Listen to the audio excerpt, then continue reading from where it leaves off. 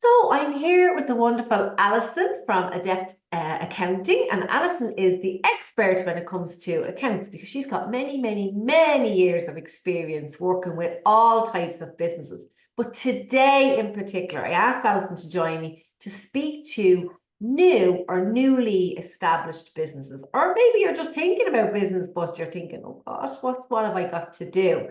So we did ask for some questions, and you kindly did send us in some questions. So we'll start there, Alison. And then I know you've got some great tips for people who are getting started with their accounts. So we'll start with the questions that came in. I know I sent them on to you. So do you want to give I us a will. rundown? Okay, well, look, thanks for hosting this today, Amanda, and hope to give some value to people out there who are either thinking of setting up or just about, have just jumped in there. So look, the questions I got, two questions were very similar, and it was along the lines of what business expenses can I claim? And I suppose the simple answer is anything that's related to your business.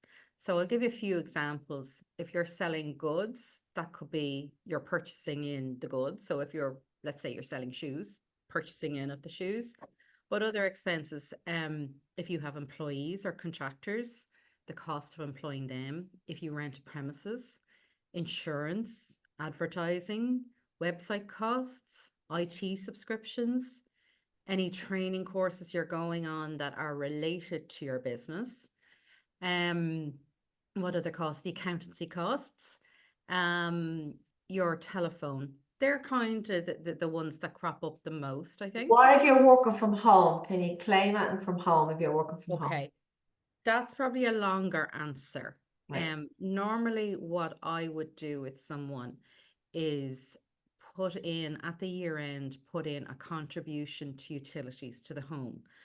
And there's a lot of factors can change that, like how many people are working in the home or working in the home, because you might have somebody else working from home there. So there's not a set amount that revenue Yeah. said this is the acceptable amount. You really have to look at the costs. It could be broadband costs, it could be light and heat costs.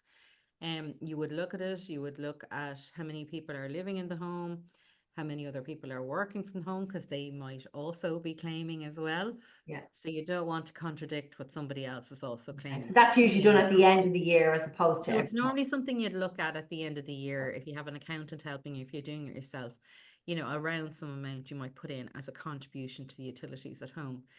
If you are setting up a little home office, and that could be a dedicated room, or it could be a corner in your bedroom or a corner in your dining room. So if you've got the cost of maybe a desk, a chair, a filing cabinet, Lick of paint. something like that you can claim all of that Yeah. because it's dedicated to your business. The purchase of a laptop maybe, or a printer, Yeah. something along those costs.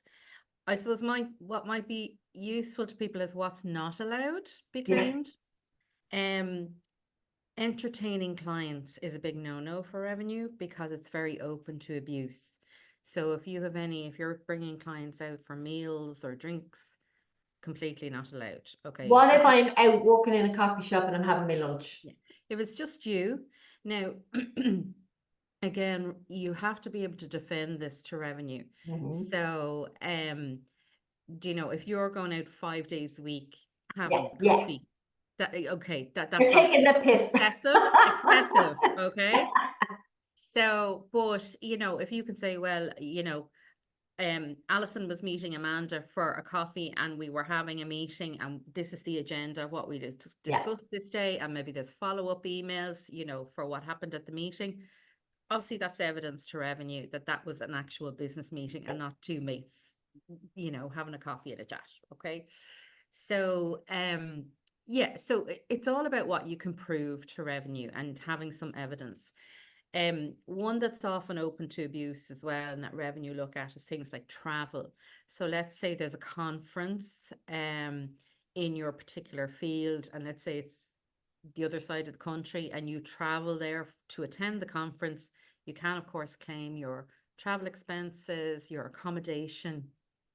But let's say that you then decide to stay on a few days Yeah. and enjoy that element of the trip, is not legitimate business expense, and therefore you would need to apportion, your hotel stay and everything. So it just needs to be fair, Yeah. clear.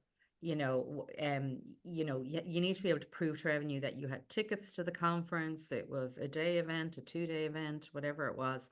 The meals while you're there, you can And claim them that back. just reminds me, when I'm out with business owners a lot, I have to go, get the receipt, get the receipt, get the Yes. receipt. Like it Yes. takes a while to build that habit. It's ingrained in me now. Get receipts for everything. Get receipts, and what can be really useful now, because we all have our phones, is sometimes you get little till receipts. It's Yeah. so easy to lose them. You stick them in the handbag and you forget about them.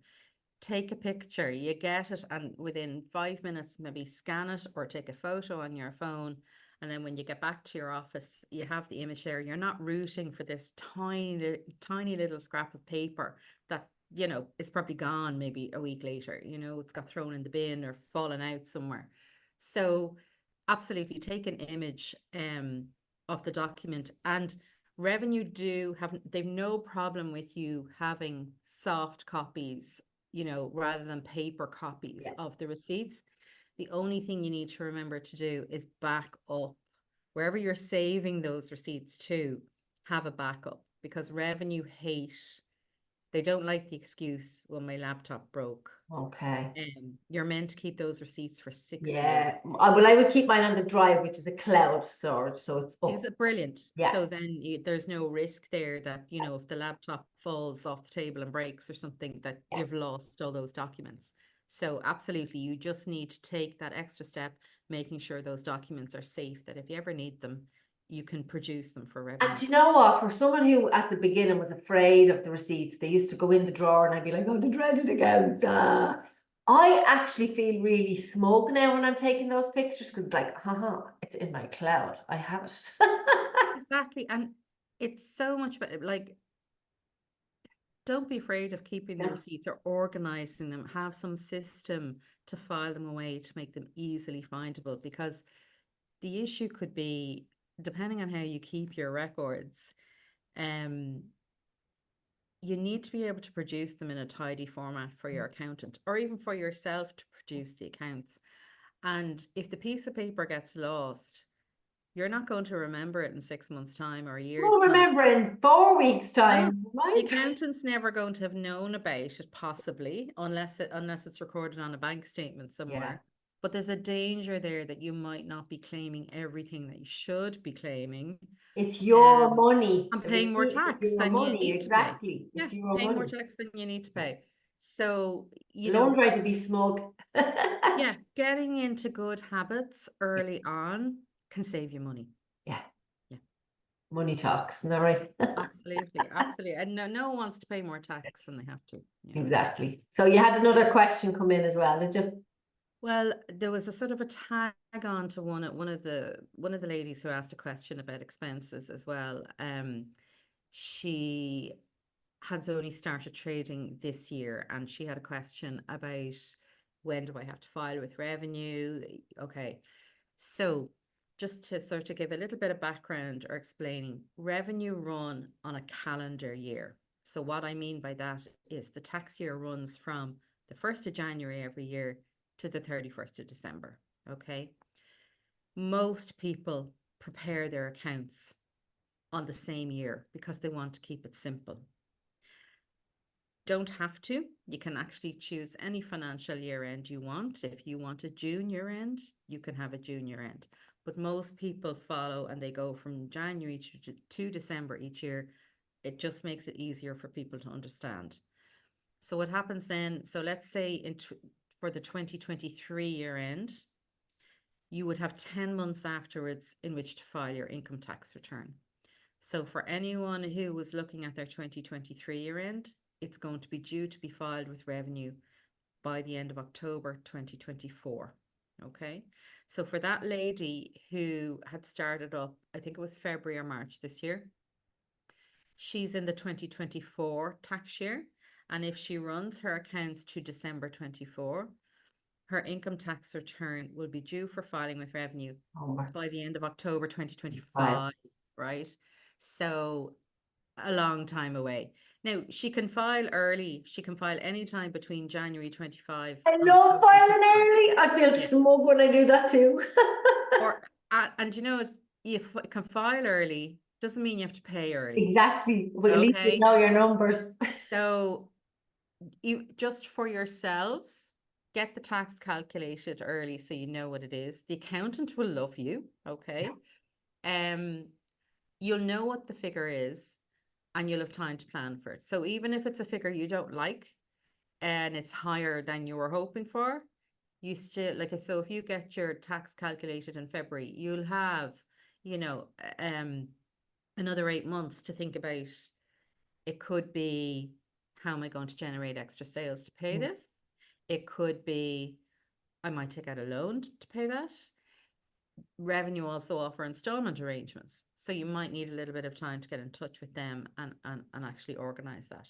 So rather than leave it to the last minute where maybe some of those options are not on the table anymore, you won't have the time to sell more courses or sell more products or whatever it is that you do to generate more money. That time will be gone. Or you'll be rushing around trying to find credit union loan applications or bank loan applications, and suddenly it's all stress and worry, and it doesn't need to be that way. So yeah, that's a great bit of advice. Just get the tax return calculated and filed early, and then give yourself some time to think about how it's going to be paid. And maybe you'll actually be in a great situation. Maybe it will be in a refund. You never know. Yeah. You know, lots of new business owners out there are also working. They might have still be in their PAYE employment, and the business is a bit more of a side thing in the beginning. So you never know with that situation how the tax is going to work out. It depends how tax credits have been allocated, you know, all those things. So get it calculated early. Maybe there'll be a nice surprise there. And even if there isn't, you've time to cope and think and come up with a strategy. Brilliant. So I hope that answers that lady's question now. Yeah. And then we had one other question which brought a smile to my face, because the question was, how do you get a straight answer from revenue? And I think there's quite a few accountants, tax practitioners out there who would have the same question sometimes. But look, there's a few different ways to talk to revenue. You can pick up the phone and you can speak to them. Their phone lines are only open from 9:30 to 1:30 every day, so just be aware of that. Also be aware the person you're getting through to will be a lower ranking revenue employee, so not the people with the experience and maybe the answer to the question that you have. So just be aware of that when you're talking to that person on the phone, you may actually need to escalate up to someone more senior if you think you're not getting anywhere. Another good way, what revenue are trying to encourage people to do now, is to contact them online. So every business owner, I would recommend that you register for Ross yourself. Okay. Now, a lot of people sometimes confuse this with My Account. My Account is Revenue's portal for PAYE employees. Okay, so people that are working for other people. And that's the portal where you can go in and look at your tax credits, and, you know, if you've changed job, you can record that information there, and you can do some simple claims on that, like medical expenses and things like that. Once you become self-employed, you go in, you should be registering for Ross, okay, which is the revenue portal for self-employed people. And you can do a lot more in there. You can file your income tax return, you can make payments. There's also a section on Ross called My Inquiries. And this is Revenue's internal email system to communicate with taxpayers or self-employed people or tax agents. It's done that way to keep it more secure, because obviously when you're communicating, you have a lot of like really confidential information. You could have your tax number, all sorts of confidential financial information exchanging hands. So they do it this way to keep it safe and secure. So you can go into My Inquiries and you can ask your questions there. And it could be, I filed a VAT return last week and my refund hasn't come through. When will it come through? Okay. Or why is it being held up? It could be, I need a tax clearance certificate. And sometimes you need those. If you're doing work for government agencies, Yeah, you often need a tax clearance certificate. So it could be a question like that. It could be just, I don't know what VAT rate I should be charging on my product. Can you help me? Okay. Now, again, a little bit like the phone lines, your first answer that comes back will probably be from a more junior revenue employee.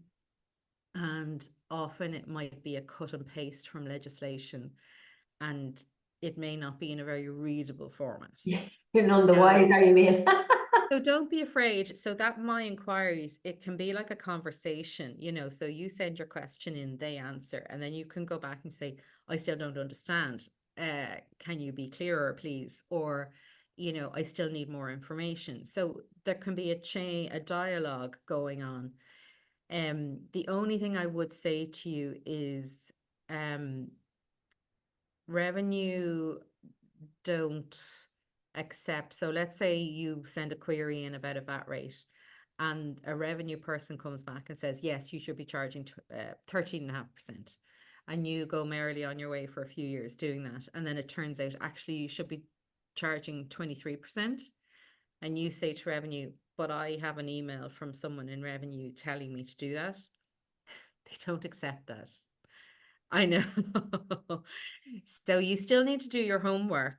Right. Do you know, and make sure that the information that you're getting is correct, you know, or be very clear in the questions that you're asking, you know, put a lot of detail in, because sometimes the devil's in the detail with the questions. It's a bit Right. like if you're using AI technology. Yeah, the better the prompt, the better the answer. Exactly. Yeah. Exactly. So just be careful there. You know, like I'll give you an example. I just went on, actually, one other thing on revenue that can be useful. They have a VAT rate database. You can go into the revenue website and there's a VAT rate database where they record a lot of things. So I just went in this morning trying to get an example. And I typed in biscuits. 12 results came up for the VAT rate on biscuits, 12 different ones. And it depended whether there was chocolate on top of the biscuit or whether there was no chocolate on top of the biscuit, what VAT rate applied. Okay. So you can see you need to be more detailed, you know, so you might go along and go, well, I'm making biscuits and selling biscuits. It should be at 13.5%. But no, if you're putting chocolate on them, it should actually be at 23%. So give them specifics what you're So doing. you need to be very specific in the question that you're asking. You know, the more general the question is, the more you risk getting the wrong answer for your situation. Brilliant. That's brilliant. And listen, while you were talking there, I'm thinking about, you've recently written a blog, which I think is phenomenal, because this is something that has affected me and my business. And that is, you know, none of us are getting any younger. We're all moving towards that age where you're going to hopefully get your pension at some stage on this lifetime. And the government are now bringing out compulsory pensions. And then there's all this, you know, what government pension you get will depend on the amount of contributions and PRSI that you've paid. Now, me personally, I knew nothing about that until I hired a financial advisor, and he said to me, not my accountant, he said to me, are you paying a stamp? And I went, I don't know. My accountant's doing that. I was literally the worst client you could have. I was clueless about everything. I was just leaving everything up to the accountants to do everything. And I was like, oh, I better check that out. And he goes, Amanda, if you're not paying a stamp, when you get to a certain age, there'll be no pension for you. And I was like, what? These are things that we don't think about, because you're building your business, you're marketing, you're doing everything else in your business. Oh my goodness, now I have to think about this. Yes. And it's been real eye-opener. And then speaking to Alison this year, because sometimes if you don't earn enough, this is what I figured out as well. I'm very open about the 2 years where I stepped back and I just minded the clients I had. I wasn't in a mental health state to work. And that year I didn't earn enough. And when this is how I found out, guys, right? So my accountant didn't tell me. Well, I suppose it was only 2023, so we haven't got to the end of the year yet. Okay. I went to the dentist and I had to have a root canal or similar, right? It was loads of money. And I said, oh, they said to me, here's your form, you can claim that back. So I filled out the form and they were like, oh no, you didn't pay, Pierce. I was like, what? I'm thinking I'm 66, there's no pension for me. Oh Jesus.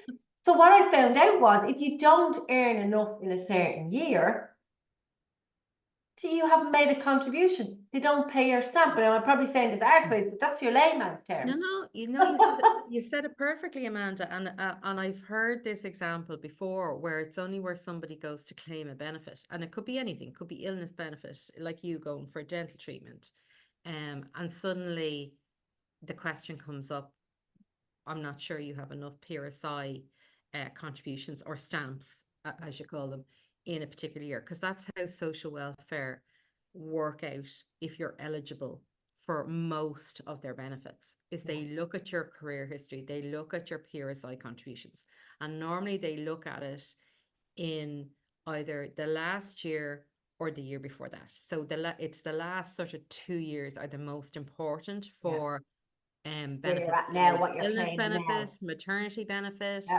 unemployment benefit. Okay. Now that's not to say if you don't have enough PRSI contributions, sometimes there are alternative benefits you can apply for. But with state pension, and this is something I'm going to be doing a sort of series of different informational webinars or downloads, things like that, because there's so much change coming up in the pension world at the moment. Yeah. And I think for women in particular who are more likely to add gaps in their career than maybe the men, because they've maybe stopped to care for a child or a relative.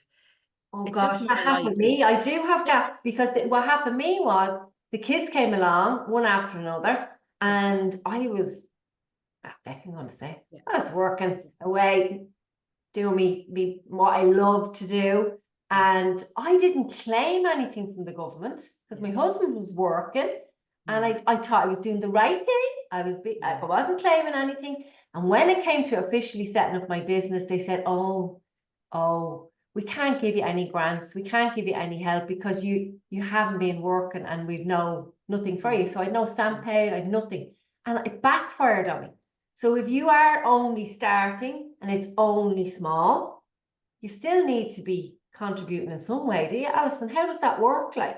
Well, look, there's a number of factors to this. And what I normally recommend people do is, first of all, contact social welfare and get a record of your PRSI contribution history. I just did that the other day with the mygov.ie. I was able to request it. And I'm going to be actually recording a video on how you do that. So if you don't know how to do that, don't worry. Just follow me and I'll be sending out a video in the next week or two how to do that. And it's quite easy to do.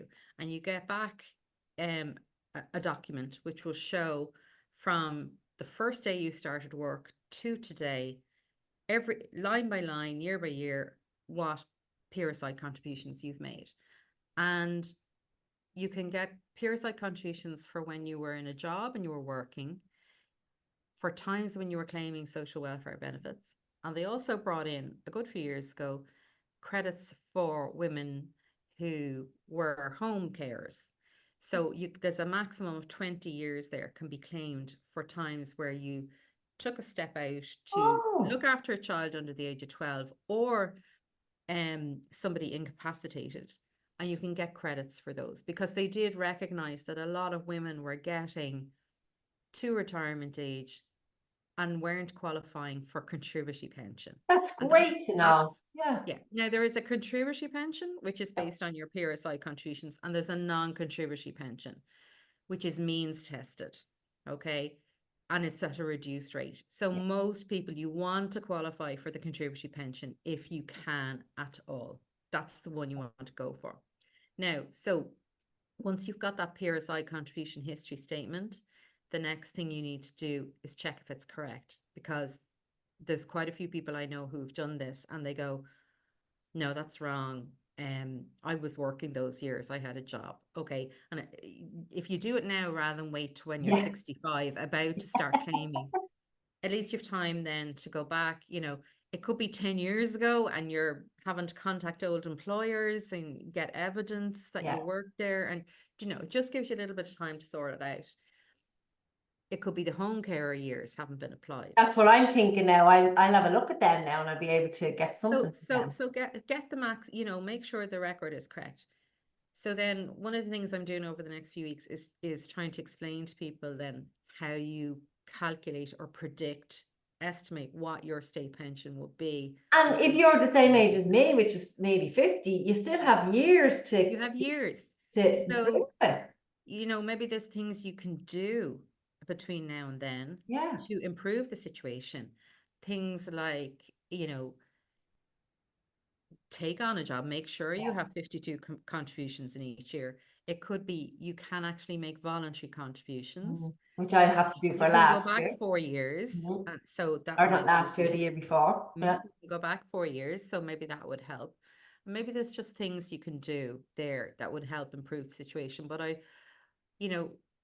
what I would love to do is just educate people or make Yeah. people start the conversation, be it with themselves, with a friend, a sister, a brother, whoever it is, and just look at their situation rather than get that surprise when you get to 66 and go, I just assumed I'd qualify for the maximum payment, but it turns out I don't.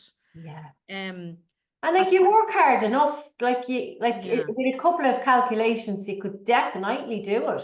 So I'm going to put the link to your blog post Brilliant. around this because I've found that it was really easy to read, folks, and I don't like all that stuff. This was really digestible. It was really easy to understand it. And as I said, it will make a huge difference when you're at that latter stage in your life, and you're not working the way you're working now. You do want you'll need your pension coming in. The other thing as well that I did, just one tweak that has made a massive difference to me was, when I get my figures from the accountant, I now started to pay a pension once a year, which reduces my tax rate. Okay, I probably have to pay taxes again, but for now, it reduces my tax rate, and it now has me preparing for when I'm older for that pension. And pensions was not something that was on my radar, but it's about being smart and not being afraid of stuff and just doing what's best for you to future-proof yourself when you're not, when you haven't got the energy and the zest that you have when you're younger. Absolutely. You still want the lifestyle. And can I say, Amanda, I don't work in the pensions area. I don't sell pensions. Okay. I am coming at this as a sort of independent bystander who has just watched what has happened to people in, my clients over the years. And, there's been a few cases where had people known 5 or 10 years earlier, there might have been things they could put in place to improve, and it might be 10 euros a week extra pension. It could be 50 euros a week extra pension, depending on how things are panning out in your calculations. But I really like what you said there about, as well as trying to maximize the state pension you'll be entitled to, that you're also looking at the private pension. Yeah. And that's very tax efficient from your tax bill on your self-employed income, because if you're up, especially if you're up in the 40% bracket, because you can get tax relief of 40%. So it's very tax efficient. And there's really nice calculations out there that you can actually plug in the future. Well, if I'm getting X amount from my state pension and I'm getting Y from my private pension, how, what can I expect to be living on when I'm in my 60s, 70s, It's important because if you look around us now at 60, you're not old. No. You still have a life to live, like you want to travel and do The things. figure that people want, it'll be different for everybody. Yeah. Everybody has different aspirations for their life. Some people want to travel the world in their retirement, and see the world, and other people, might want to take up golf, or everybody's different, and that's all fine, and it'll take a different amount of money for everyone. It's just about finding the right balance for you and And trying you to know what, as care well, for it's very empowering. When you take control of your finances, it's very empowering. I'm not saying I have it all figured out, but I'm a lot better than I was a few years ago. And it. every time I make a tweak, it makes it, the small changes have made over the years have made bigger difference to our finances. Yes, Whereas yes. when I didn't have the knowledge, I used to think everything was overwhelming and too big and too complicated, and I couldn't do anything. But when I took control and just started to make baby changes, it's amazing what has happened in our finances. And you because do of it. find, like you mentioned there, a financial advisor, which is very different from an accountant. The Yeah. financial advisor will normally talk to you a lot about products like pensions, income protection, those policies you can take out. In fairness, we work with a financial who is a lifestyle financial. Lifestyle. Okay. Well, it can But be anything. the tweak, It could be saving for a house. It yeah, could be, it's about your financial goals. It could be about having a fund put away for your college fund for your kids. It could be anything. all those sort of goals Yeah, that they will help you plan for and find savings products that are right for purpose. yeah. Okay. So I think what often people don't understand is it doesn't always even cost money to talk to these people, depending on the questions you're asking. Often they can get paid by the financial institutions, If you're going for, depending on what you're asking. exactly. So I think you're so right there. Don't be afraid to ask the question, even if it's unfamiliar territory. Just find someone in that field that you're comfortable talking to who will explain it to you in Absolutely. English. And that is why I brought Alison on today. Over the years in business, I've had many accountants, and you want to find an accountant. And by the way, Alison is not my accountant, which I'm sad about, because I had found an accountant just before I met Alison. But you want to have that accountant that you have. We call Alison our friendly accountant. Someone who you can speak to, you can ask questions to, that you don't feel intimidated, you don't feel overwhelmed, or they don't come back with you with all answers that you can't understand. I've had every different type of accountant. So you want that friendly accountant that you can ask without feeling silly, that's going to put you on the right path in the simplest layman's way they can, and advise you in the right way. So we've run out of time. Thank you for listening. Alison, we're going to pop our details around here, so you will be able to connect with her, find her, and if you are looking for an accountant, I couldn't recommend anybody better than this lady here. But do follow her for all the knowledge and everything she's going to be sharing. The blog is around here, which is phenomenal. Get your stamp sorted, get your questions with revenue, set up your Ross. And you know what? This is about making the money in your business. The profit equals, business. So it is about getting profitable. And it's just one little aspect. I guarantee you this. If you take control and put a simple system, and I know Alison has lots of tools for that as well, a simple system in place, good habits from the beginning, it's very, very empowering, and it's very liberating to see the money coming in and not getting overwhelmed or bogged down with receipts that are over there in a drawer that are taking space in your head. They shouldn't be. There's no need to take the pictures of them and get your system in place. That's it. Thank you so much, Alison. And thank you, Amanda. Thank you You're very much. very welcome.